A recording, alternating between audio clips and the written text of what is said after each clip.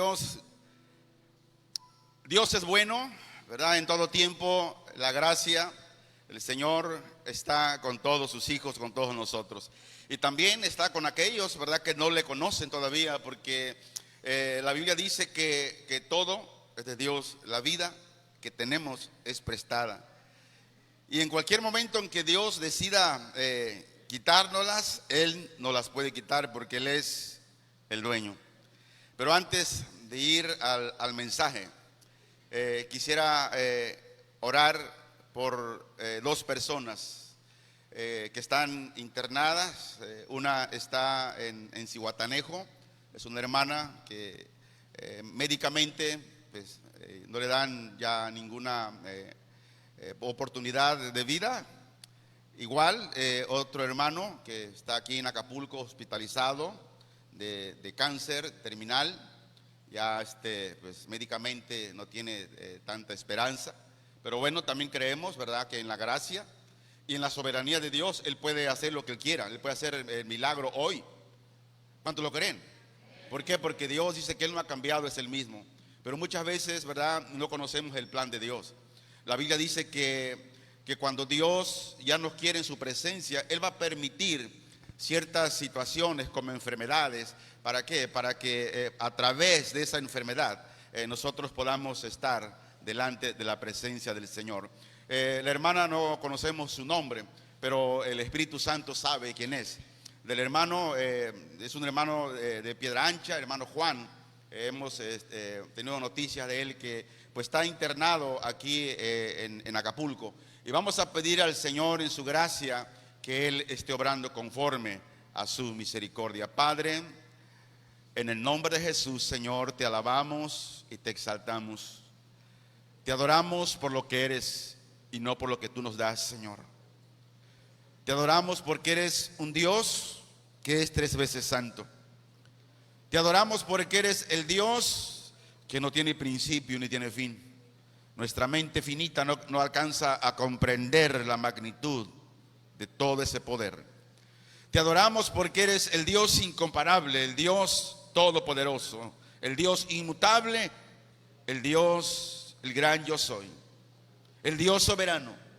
Y como Dios soberano, Señor, tú tomas las mejores decisiones, las decisiones correctas, Señor. Y si en este tiempo nuestra hermana y nuestro hermano Juan, Señor, están pasando por este valle, esta sombra de muerte, Señor, tú eres poderoso y tú no has cambiado en tu poder. Tú sigues teniendo el mismo poder, pero como Dios soberano, tú también decides a quién dar la sanidad y a quién no, porque tienes propósitos, Señor, que nosotros no podemos entender aún todavía. Pero conforme tu gracia, conforme tu misericordia, y si tu voluntad, Señor, es hacer un milagro de sanidad en el cuerpo de nuestra hermana, Señor, en Zihuatanejo, y también un milagro, una sanidad física de nuestro hermano Juan, Señor, tú lo puedes hacer.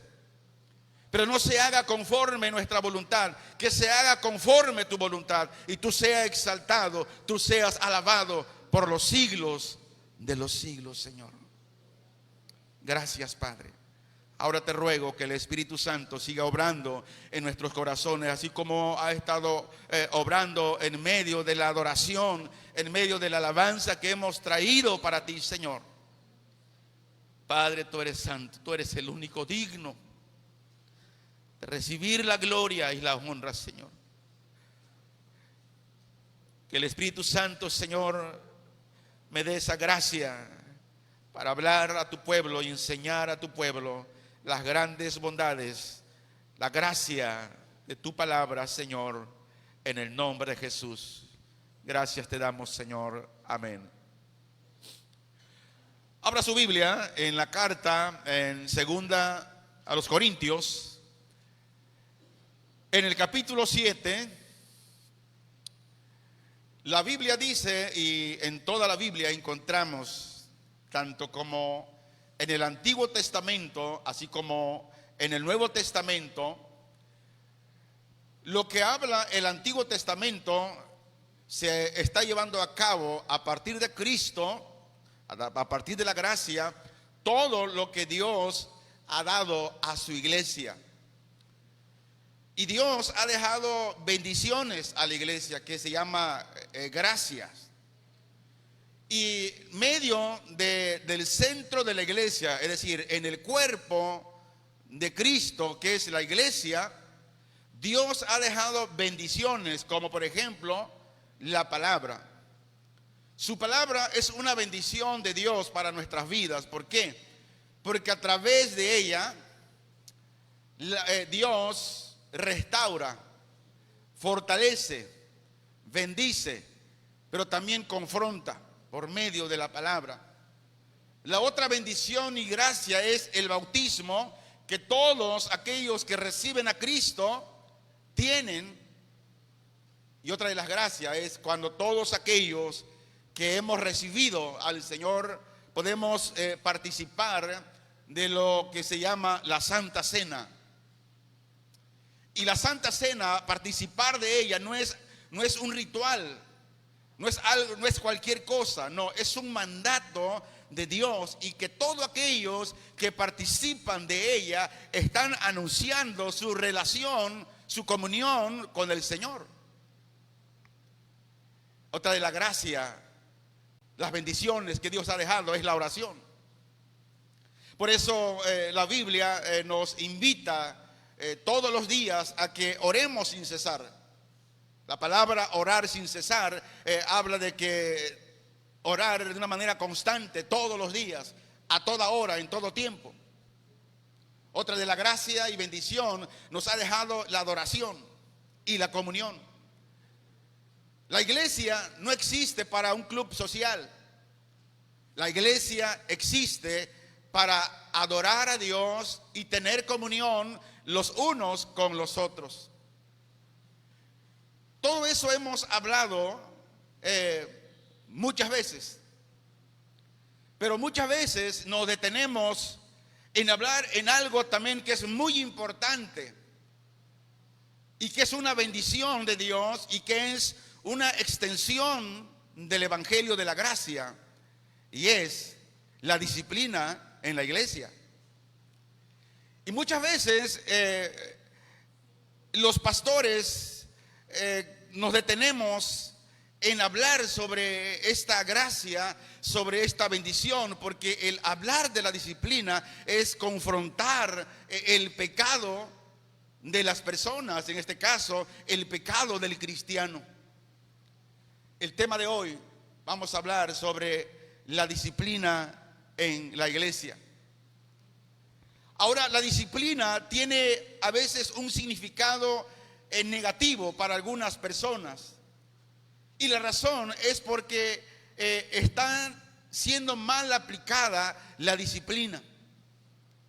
La pregunta es, ¿cuál debe ser el propósito o la práctica de la disciplina dentro de la iglesia? ¿Cuál es el propósito? Mire, la disciplina, según la Biblia, debe ser motivada por un deseo positivo y amoroso, tanto de preservar la naturaleza, es decir, la santidad en la iglesia. Ese es el propósito, ese es el fin de la disciplina. Ahora vamos a 2 de Corintios capítulo 7 versículo 1. Y dice en el nombre de nuestro Señor Jesucristo: así que, amados, puesto que tenemos tales promesas, limpiémonos de toda contaminación de carne y de espíritu, perfeccionando la santidad en el amor de Dios. El apóstol Pablo habla de una situación en la cual el cristiano tiene que trabajar todos los días. ¿Por qué? Porque tenemos promesas. Y cuando nosotros nos limpiamos de toda contaminación de carne y de espíritu, estamos perfeccionando la santidad en el temor de Dios. Ahora escucha esto. La disciplina, su propósito es perfeccionar al creyente, no es alejarlo. La disciplina es para que el creyente se perfeccione en la santidad de Dios y no para que huya de la santidad de Dios. No solo nos dice que echemos a un lado aquello que contamina, sino que debemos ir más y más amoldándonos al Señor Jesucristo en nuestras vidas diarias. Tenemos que ir dejando todo aquello que nos ha contaminado y todo aquello por lo cual Dios nos ha llevado a una disciplina. Este versículo no nos está diciendo que sea posible llegar a ser perfecto, o sea, santo. Es decir, lo que Dios nos dice que sí podemos llegar a ser maduros mientras estemos aquí en la tierra. Oiga esto, practicar la santidad es un proceso que prosigue a todo lo largo de la vida. Ser santo es esmerarme de practicar todos los días, porque es un proceso. Y el lugar de practicar la santidad es por medio de la palabra de Dios, donde la palabra nos da luz para caminar en la luz y no tropezar. Pero muchas veces cuando nos alejamos de la palabra de Dios, andamos caminando en cierta oscuridad. Y todo aquel que camina en oscuridad, tarde o temprano, va a tropezar y va a caer. Entonces, la santidad es un proceso de todos los días, donde vamos creciendo en la semejanza al Señor Jesucristo hasta aquel día que le veremos cara a cara. Y es entonces que seremos como Él por toda la eternidad. Ahora la pregunta es, ¿cómo se aplicaba la disciplina dentro de la iglesia primitiva? Cuando alguien mentía al Espíritu Santo. Hechos capítulo 5, veamos cómo se aplicaba la disciplina en aquellos primeros cristianos. Y es un libro donde muchos ya hemos estudiado esta situación.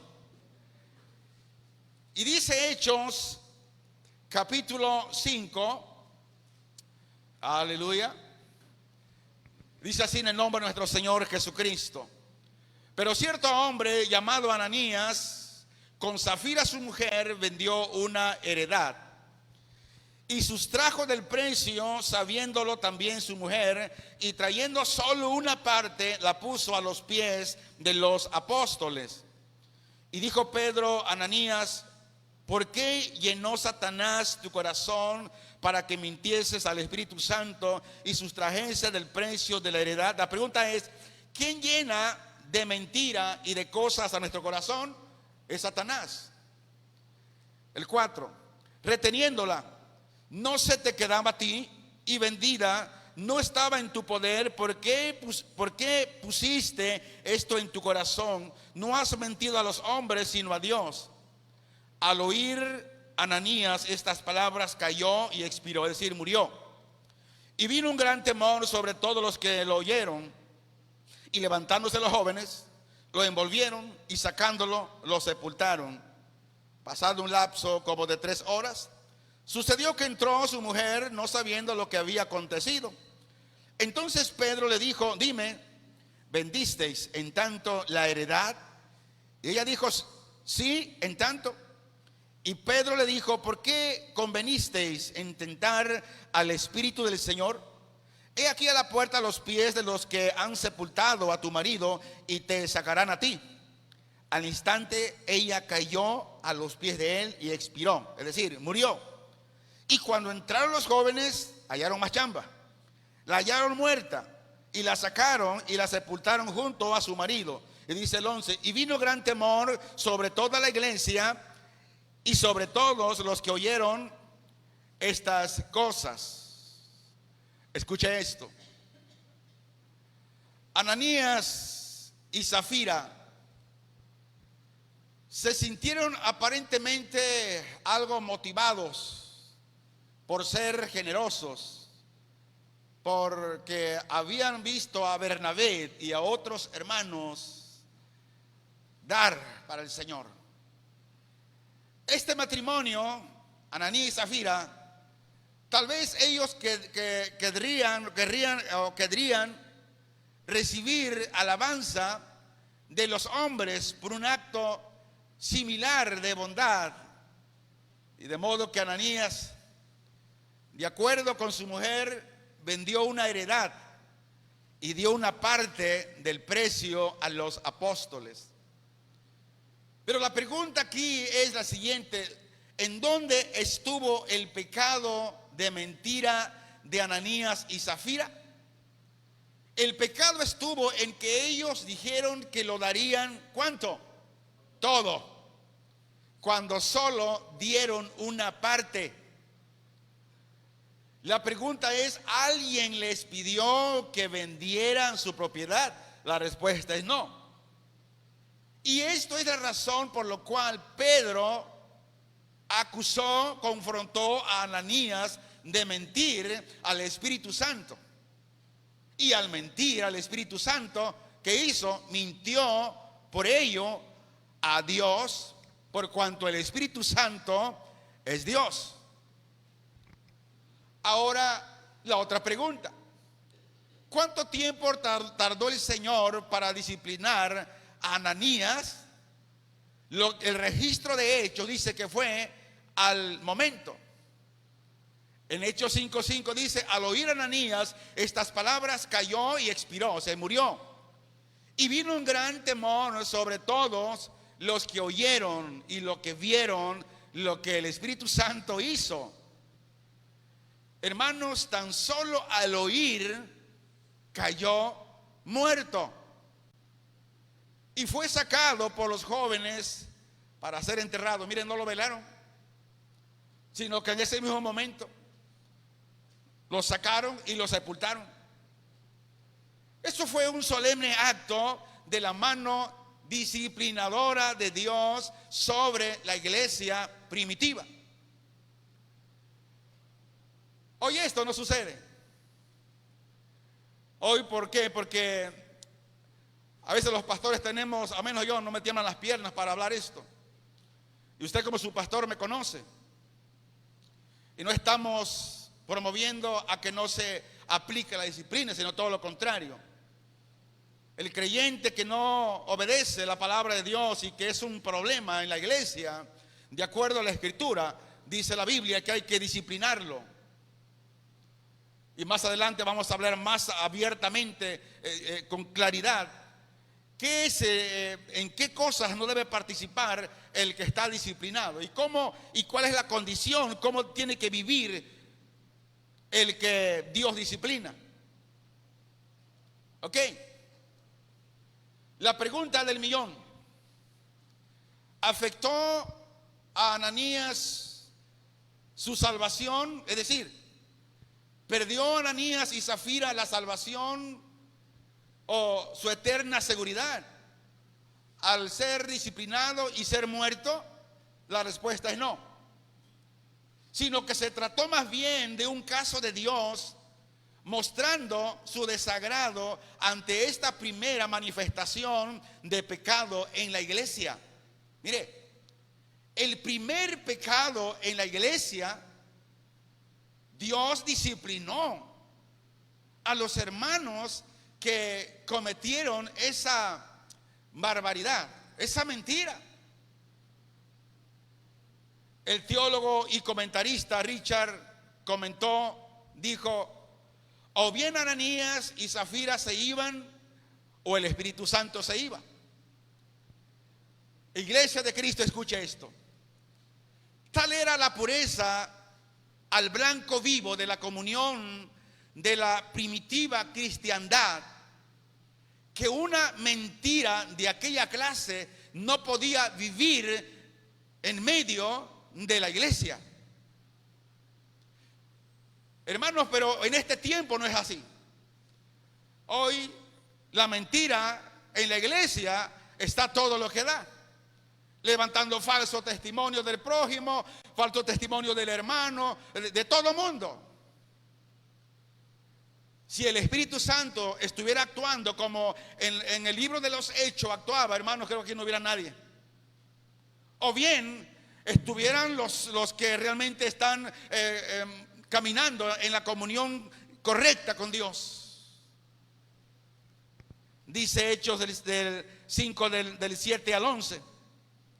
Pasado un lapso como de 3 horas, sucedió que entró su mujer, no sabiendo lo que había acontecido. Entonces Pedro le dijo: dime, ¿vendisteis en tanto la heredad? Ella dijo: sí, en tanto. Y Pedro le dijo: ¿por qué convenisteis en tentar al Espíritu del Señor? He aquí a la puerta los pies de los que han sepultado a tu marido, y te sacarán a ti. Escuche esto, mujeres, como ayuda idónea, Dios les dio sabiduría para cuando el esposo está haciendo algo que no es correcto conforme la palabra de Dios.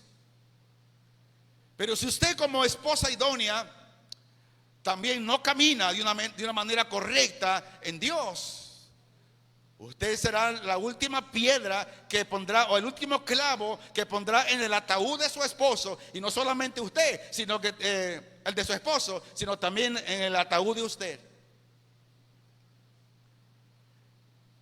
Aquí Pedro le dijo: ¿por qué convenisteis en tentar el Espíritu del Señor? He aquí a la puerta los pies de los que han sepultado a tu marido, y te sacarán a ti. Y al instante ella cayó a los pies de él y expiró. Y cuando entraron los jóvenes, la hallaron muerta, y la sacaron y la sepultaron junto a su marido. Y este acontecimiento entró un temor de reverencia a Dios en toda la iglesia, y sobre todo los que oyeron y vieron estas cosas. Pasado un lapso, dice, como de 3 horas, o sea, no fue mucho tiempo, entra Zafira, como así, como que a lo mejor estaban peleados con su esposo, y su esposo se vino primero y ella llegó después. Pedro la acusó de colaborar con su marido en tentar al Espíritu del Señor. Pedro le relató la suerte, lo que le había acontecido a su marido, y luego le predijo lo mismo que le pasaría a ella. ¿Y qué pasó? Al instante cayó derrumbada y murió, y fue llevada para ser sepultada. Hermanos, podemos imaginarnos el sentido de maravilla, de devoción, de respeto que cayó sobre la iglesia, y desde luego sobre los que vieron las noticias de estos 2 muertos. En la iglesia en Corinto había otro problema. Vamos a pasar ahora de Ananías y Zafira, y ya nos dimos cuenta lo que sucedió en ellos por solo una mentira. Ahora alguien me preguntará: bueno, pero por una mentira, sí, pero no era la primera vez que habían mentido. Esto no lo dice la Biblia, pero conforme a los contextos nos habla de que era una costumbre, ya estaban mintiendo en muchas cosas. Entonces Dios no es un Dios injusto.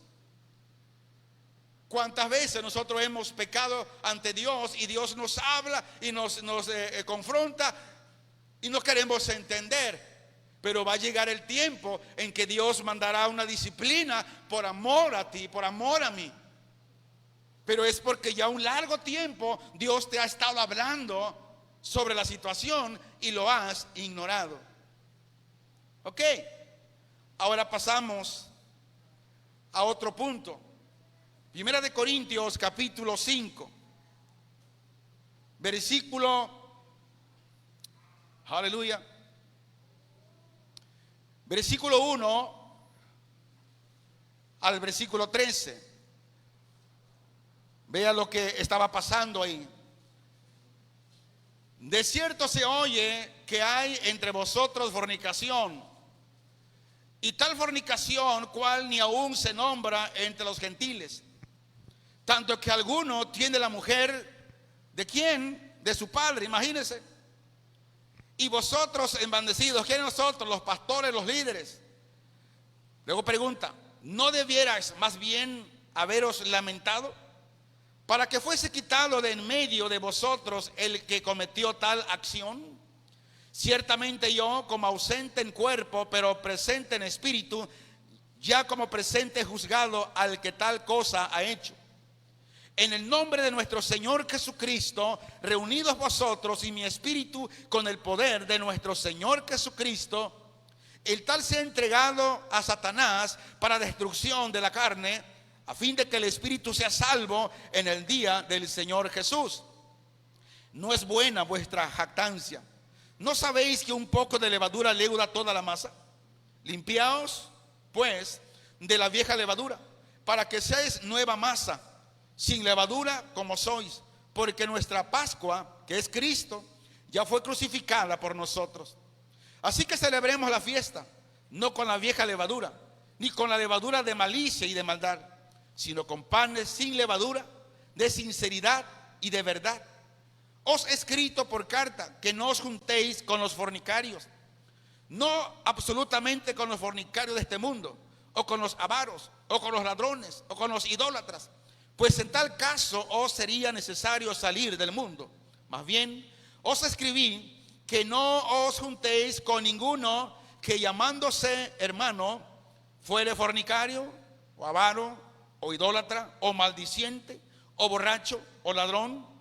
Con el tal ni aún comáis. Porque ¿qué razón tendría yo para juzgar a los que están fuera? ¿No juzgáis vosotros a los que están dentro? Porque a los que están fuera Dios juzgará. Quitad pues a ese perverso de entre vosotros. Ahora escucha esto. El capítulo 5 está tratando de la necesidad de la acción disciplinaria en una iglesia cuando uno de los miembros ha cometido un grave pecado de naturaleza pública. Lo voy a decir en otras palabras. Cuando un cristiano, cuando un miembro de la iglesia local, del cuerpo de Cristo, ha estado practicando este pecado que habla de fornicario, avaro, idólatra, un maldiciente, un borracho, un ladrón. A ese tipo de creyente hay que aplicarle la disciplina. Pero ¿sabes qué? Lo que más molesta e incomoda al cristiano carnal es que la palabra de Dios lo discipline. ¿Sabía usted que en muchas iglesias locales, cuando pastores guiados por el Espíritu Santo aplican la disciplina al miembro con estos problemas, la rechazan y se van de la iglesia y se van diciendo que se van porque no hay amor en la iglesia, porque no hay amor en los hermanos, porque el pastor no tiene amor y que el pastor es muy duro, es muy directo. No, la verdad no es eso. La verdad es que no quieres aceptar la disciplina. Y lo primero que se hace es huir de la congregación. Y vas mintiendo y vas con el problema porque vas engañando al pastor donde tú vas, diciendo que no tiene ningún problema.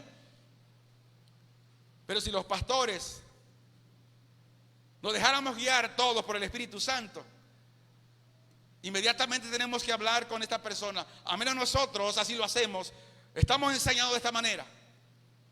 Cuando alguien viene de otra congregación, nos visita y ya viene más seguido, lo abordamos. Le decimos: hermano, ¿de dónde vienes? ¿De dónde tú te has congregado anteriormente? Y lo invitamos a que sea honesto Y cuando Él nos cuenta y es sincero y nos cuenta el problema, le dijimos, ok, mira, no puedes estar así. No puedes salirte de la iglesia donde tú has estado congregándote por algo, por un malentendido. Te invitamos a que hagas lo siguiente. Habla con el pastor o con el que estés ofendido. Y habla con ellos. Y si por algún motivo no hay solución, bueno, vamos a hacer una cosa. Vamos a hablar con tu pastor. Y que tu pastor también nos cuente la situación de tu vida, ahí como miembro.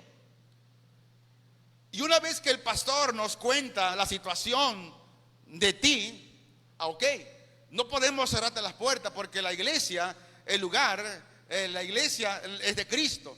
Y este lugar no podemos invitarle a nadie en la entrada. Pero sí te recomendamos lo siguiente. Tienes que ser sanado. Y cuando tú seas sanado, puedes regresar a la congregación donde tú has salido. Pero regresar sano y libre. Es la enseñanza que tenemos nosotros. Y es como enseñamos aquí a la gente. ¿Por qué? Porque nuestro interés no es llenar este local de solamente personas, pero que no tengan ningún compromiso con Dios. Mire, la gente, el cristiano que no se deja disciplinar es porque no tiene compromiso con Dios realmente. Lo manifiesta, pero no lo cumple con los hechos. Ahora, yo he confrontado aquí a personas que eran congregantes aquí, personalmente. No voy a decir nombres, porque luego se ofenden. Había un miembro que le pegaba a su esposa. Imagínense un cristiano, un predicador que se para en el púlpito y luego golpea a su esposa. Cuando fue confrontado, mejor decidió irse. ¿Por qué razón? Porque ellos no están dispuestos a recibir la disciplina del Señor. Otro igual se fue porque lo confrontamos, le dijimos que la vida que llevaba de borracho no es correcto. Ay, pastor, ¿por qué dice eso? No, tengo que decirlo. ¿Por qué? Porque Dios, si me llamó con un propósito de alimentar a la grey en su gracia.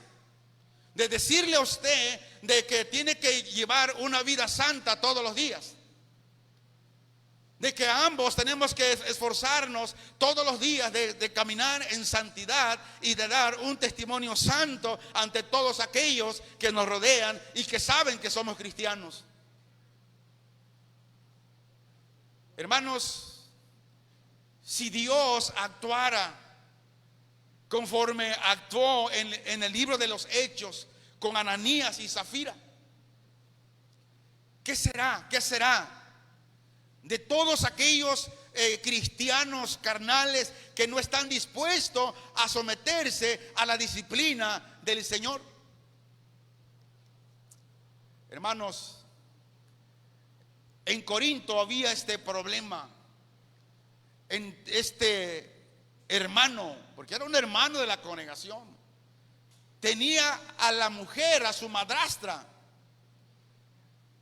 estaba viviendo con ella, teniendo relaciones sexuales. ¿Y sabes qué?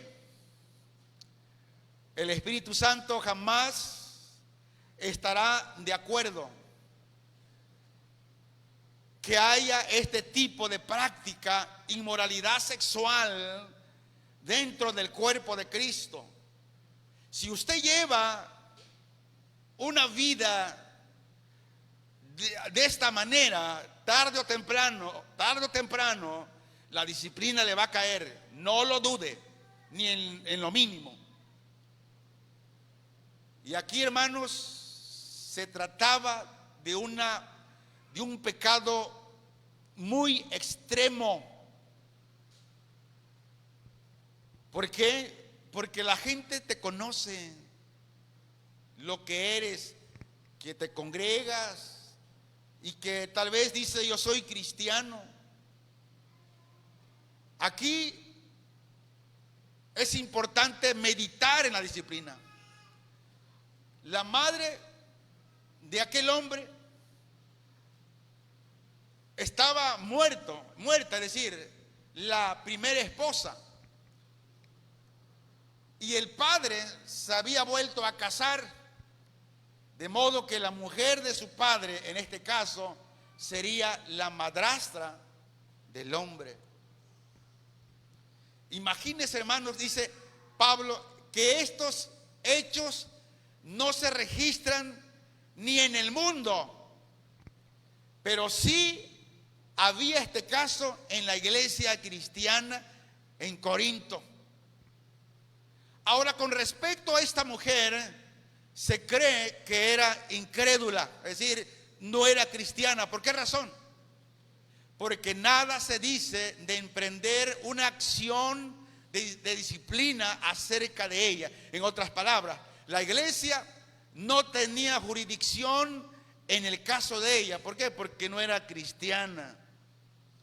Ella iba ahí, pero pues, no. Capítulo 5, versículo 2 dice: y vosotros estáis envanecidos, o sea, orgullosos. Los líderes, el pastor de ahí, no, pues gloria a Dios, no, pues mira el hermano cómo sirve a la obra, mira cómo ora de bonito. ¿Y eso qué? El diablo ora mejor que nosotros. El diablo conoce mejor la Biblia que usted y yo. Y por eso Pablo dice: no debierais más bien haberos lamentado, para que fuese quitado de en medio de vosotros el que cometió tal acción. ¿Cómo reaccionaron ante esta situación los cristianos de la iglesia en Corinto? En vez de sentirse en un profundo dolor por lo acontecido, ellos estaban envanecidos, engreídos, orgullosos y contentos y alegres. No pasa nada, hombre. Hermano, ¿quién no peca? A ver, el que se sienta limpio, arroje la primer piedra. Ahora sí, muy cristiano. Ay, hermano, no, es que hay que tener amor. Sí, hermanos, la Biblia lo dice. Pero más adelante vamos a ver qué es la disciplina más.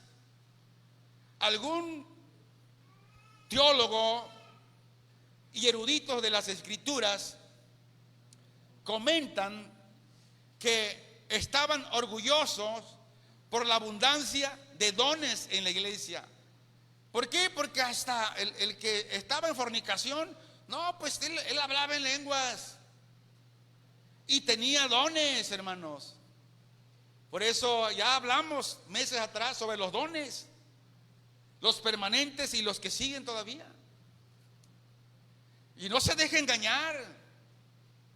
¿Por qué? Porque a veces ofrecemos a Dios fuego extraño. Ellos estaban engreídos, contentos. ¿Por qué? Porque no, pues el hermano también hablaba en lenguas. Mira, gloria al Señor. Pero estaba viviendo con su madrastra. Qué terrible, ¿no? Y Pablo no vio bien esto. Y además este hermano que había caído en esa tremenda falta, tenía dones como los demás. Y que tal vez algunos en la iglesia lo cubrían por los dones que tenían. Por eso nosotros aquí enseñamos lo siguiente: no podemos involucrar a alguien a un ministerio mientras él está en fornicación, mientras él está en pecado. No podemos, porque el hacerlo seríamos orgullosos. Bueno, es que el que tiene un don, hermanos, lo necesitamos. No, Dios no lo necesita.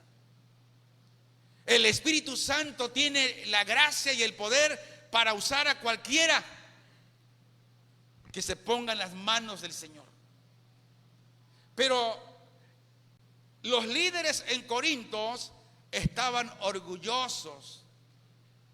Por esa razón, nunca se debe estar interesados por la cantidad de miembros, sino en la santidad de ellos. Escuche esto. No está interesado en llenar este lugar. Estemos interesados realmente en la santidad de cada uno de ellos. No debemos de buscar la elocuencia. Mira, invita a aquel pastor porque ese no tartamudea, ese no habla mucho, ese habla bien, hermano. ¿Qué? ¿Sabía usted cuánta gente se para en los eventos y van arrastrando las mujercillas ahí en adulterio y en fornicación? Que usted no sabe. Ay, pastor, no me diga eso. Se lo digo porque porque es cierto, hermanos. No debemos buscar la elocuencia, ni los dones, ni los grandes maestros. Permítame decirle algo. La verdadera gloria de la iglesia cristiana no consiste en hacer los cultos con motivaciones, no. La gloria de la iglesia cristiana consiste en la pureza moral y las vidas ejemplares de sus miembros. Ahí es donde yo me pare aquí y donde sea con la frente en alto, que nadie puede decirme o acusarme, a menos que esté mintiendo. Pero si esa persona está mintiendo, le irá mal, porque dice el Señor que todo lo que siembra, eso va a cosechar. Hace años, cuando tuvimos el evento refrescando a una juventud sedienta, ¿se acuerdan de ese evento?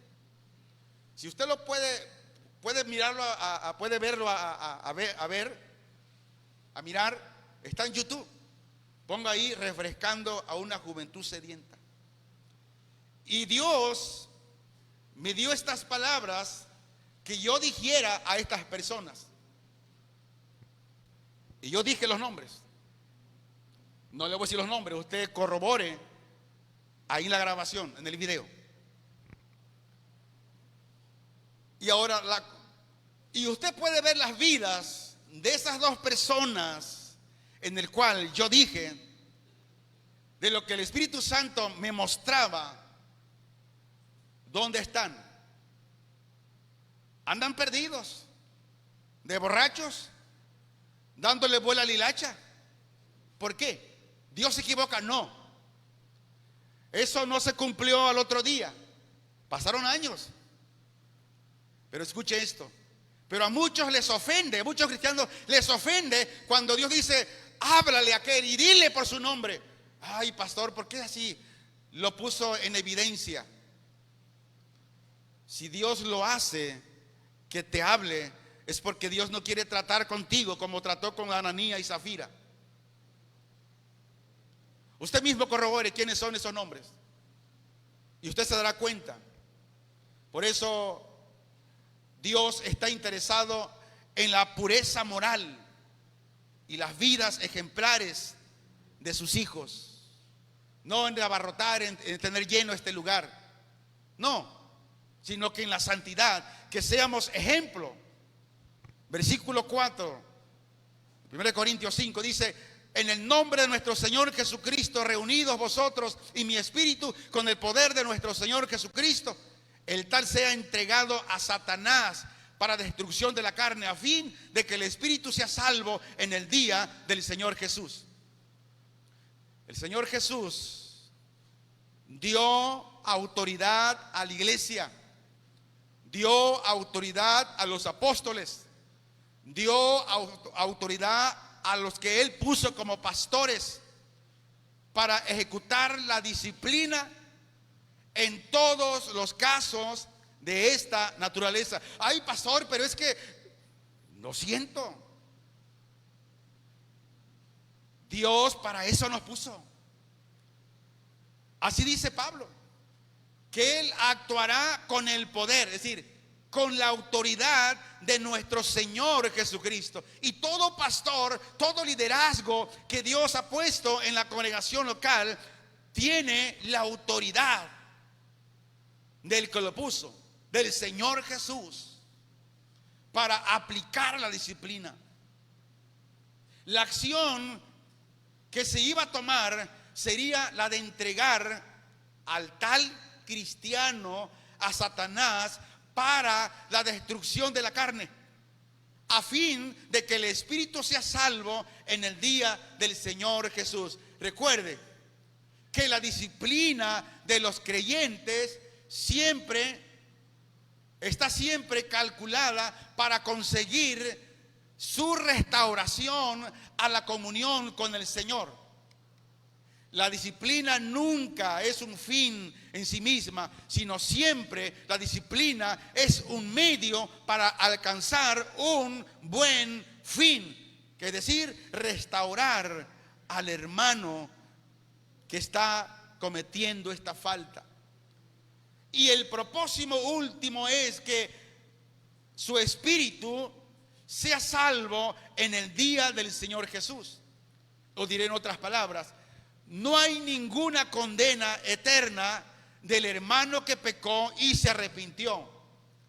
Claro, tuvo que ser disciplinado por el Señor en esta vida a causa del pecado que él había cometido, pero es salvo en el día del Señor Jesús. Muchos cristianos han muerto antes de tiempo por la disciplina del Señor. Aunque ellos son salvos y nos veremos un día en el cielo, pero Dios tuvo que disciplinarlos, llevarlo hasta la muerte, porque Dios sabía que era la única manera de controlarlos. Dice el versículo 6: no es buena vuestra jactancia a nuestro orgullo. ¿No sabéis que un poco de levadura leuda toda la masa?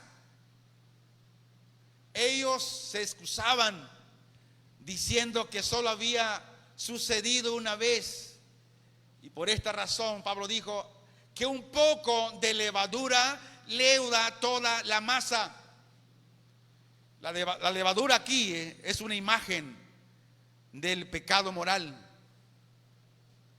Si usted probó la fornicación, si usted probó el adulterio, si usted probó la borrachera una vez y le gustó y lo sigue practicando, con una vez que lo hizo, esta levadura va a ser más grande la masa. Y si no lo disciplinamos en el nombre del Señor Jesús, usted será corregido por el Señor hasta la muerte física. El apóstol Pablo está diciendo que si toleraran un pequeño pecado, si ellos seguían tolerando un pequeño pecado moral en la iglesia, pronto crecerá y se expandirá hasta que toda la comunión quede gravemente afectada. ¿Qué significa esto? Cuando la congregación sabe que un miembro en la iglesia está como la novela de Dos mujeres, un camino. ¿Cuáles se acuerdan de esa novela? Yo no era cristiano en aquel entonces, y la veía todos los días. Dos mujeres, un camino. A veces en la iglesia sí hay hermanos, dos mujeres, pero siguen a Cristo, que es el único camino. Amén, dice el hermano. Imagínate, ¿no? Y la iglesia sabe que ese hermano está en la congregación y los líderes no hacen nada por parar al hermano, por la gracia de Dios y el amor de Dios. Hermano, pues ¿quién no ha pecado? Pues a ver, si usted es limpio, usted no juzgue. No juzguéis para que no se juzguéis, ¿era qué, no? No juzgue para que no sea juzgado. Luego empezamos a recitar citas bíblicas que están fuera de contextos. Por eso dice el versículo 7, dice: limpia pues de la vieja levadura, o limpiaos de la vieja levadura, para que seáis nueva, sin levadura como sois, porque nuestra Pascua, que es Cristo, ya fue crucificada por nosotros. El versículo 7 se nos manda a que nos purifiquemos de la vieja levadura. En otras palabras, se debe comenzar con una estricta acción contra el mal, para que se llegue a ser una nueva masa. Yo no debo de alimentar a la carne, a los deseos de la carne. Dice, porque nuestra Pascua, que es Cristo, ya fue crucificada por nosotros. El judío tenía ordenado quitar toda la levadura de su casa. Se dice que iba a la arterza de amasar, o sea, a la batea, y la limpiaba a fondo, y enseguida lavaba el lugar donde se guardaba toda la levadura, hasta que no quedaba nada. Y luego buscaba la casa con una lámpara para asegurarse de que no había quedado nada o pasado algo por alto ahí de una pizca de levadura. Y luego, por último, levantaban las manos a Dios y hacían esta oración diciendo: oh Dios, he echado toda la levadura de mi casa, y si queda alguna de la que no sé nada de ella, decían, con todo mi corazón la echo también fuera. Imagínense, hasta ese grado, ¿no? Ahora, oiga lo siguiente. Esta da la imagen de la clase de separación del mal a la que está llamando el cristiano el día de hoy. Versículo 8 dice: así que celebremos la fiesta, no con la vieja levadura, ni con la levadura de malicia y de maldad, sino con panes sin levadura, de sinceridad y de verdad. La fiesta aquí no se refiere a la Pascua ni a la cena del Señor, sino más bien está hablando en un sentido general, donde describe toda la vida del creyente. Es decir, toda nuestra existencia debe ser una fiesta de gozo, y se debe celebrar no con la vieja levadura de pecado, sino con la levadura de malicia y de maldad. No debemos celebrarla con ese tipo de pecado, de sentimientos, de pensamientos. En otras palabras, Dios nos dice que al regocijarnos en su Hijo Jesús, no debemos abrigar en nuestros corazones malos pensamientos contra otros. Ahora, ¿habrá malos pensamientos contra otros? ¿Usted qué piensa? Amén. ¿Sí lo hay? Y esto es triste y es lamentable, que en la iglesia cristiana esto lo tengamos en poco. Que vengamos a regocijarnos en Cristo, vengamos a adorarlo, pero abrigamos en nuestros corazones malos pensamientos contra otros. Dice el versículo 9: os he escrito por carta que no os juntéis con los fornicarios, no absolutamente con los fornicarios de este mundo, o con los avaros, o los ladrones, o con los idólatras, pues en tal caso os sería necesario salir del mundo. Más bien os escribí que no os juntéis con ninguno que, llamándose hermano, fuere fornicario, o avaro, o idólatra, o maldiciente, o borracho, o ladrón. Con el tal ni aún comáis. Ahora, ¿qué se refiere cuando dice con el tal aún comáis? ¿Se está refiriendo a que no comamos con él la comida aquí que nos servimos en la mesa? Ah, no, que eres fornicario, no, tú comes aparte. No se refiere a eso. Cuando dice no comáis, se está refiriendo aquí a la santa cena del Señor, que ese fornicario, adúltero, borracho, mentiroso, avaro, idólatra, dice, él no tiene derecho de participar en la santa cena. Y él no puede comer, y por eso dice, no participéis con él. A eso se refiere. No se refiere a que yo no coma con él en la mesa. No, pues él es mi hermano. Aunque cayó una falta, sí, pero por amor a él y el amor en Cristo, vamos a ayudarlo por medio de la disciplina. Pero la disciplina no significa que vamos a relegar al hermano que está en disciplina. No, lo vamos a traer ahí, lo vamos a ayudar siempre y cuando él quiera.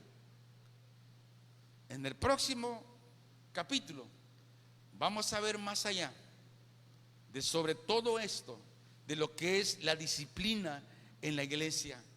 Y esto es para que nosotros tomemos notas, que el proceso de la santidad es todos los días, y que si alguien no quiere entrar en el propósito de Dios, Dios, por su misericordia, por su gracia y porque lo ama, lo va a corregir de una manera tremenda.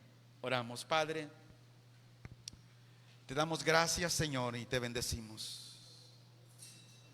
Hemos dado tu palabra, Señor, y yo creo en la gracia del Espíritu Santo, que Él obra en la vida de todos aquellos, Señor, que han escuchado tu palabra, Señor. Exalto y bendigo tu santo nombre, Señor, por lo que tú eres, el Dios eterno, el gran yo soy. Bendice, Señor, a todos aquellos que han recibido tu bendita palabra, Señor, en el nombre de Jesús. Bendícelos, Señor, y que esta palabra el Espíritu Santo la esté encarnando, Señor, y esté haciendo la obra en esos corazones, Señor. Te lo ruego en el nombre de Jesús, Señor. Amén. Gloria a Dios.